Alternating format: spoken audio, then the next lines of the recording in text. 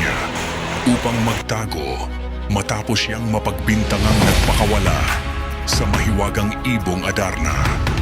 Ngunit hindi niya alam, sinusundan pala siya ng kanyang dalawang kapatid, si Don Pedro at Don Diego. Dito muna ako magpapahinga. Kapatid na Don Juan, bakit andito kayo? Patawarin mo kami sa aming nagawang pagtataksil. Nagsisisi kami sa aming nagawang pagkakamali. Kung ganon, magsisimula muli tayong bilang magkakapatid. Habang naglalakbay sila, nakita nila ang isang napakalalim na balon. Ikaw unang bababa. Hindi ko kaya, napakadilim. Hindi ko rin kaya, napakalalim. Ako na ang susubok. Itali niyo yung lubid sa aking bewang.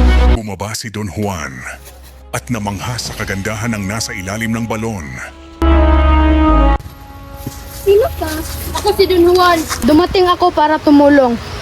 Mag-ingat ka, may higanting nagbabantay sa hardin. Matinding labanan na ang laban.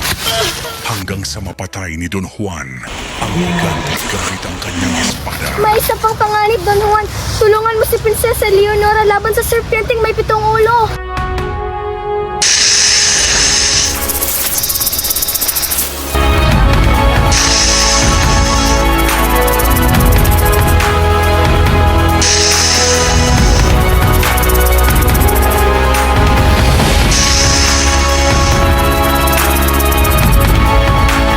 Don Juan, tagapin mo ito!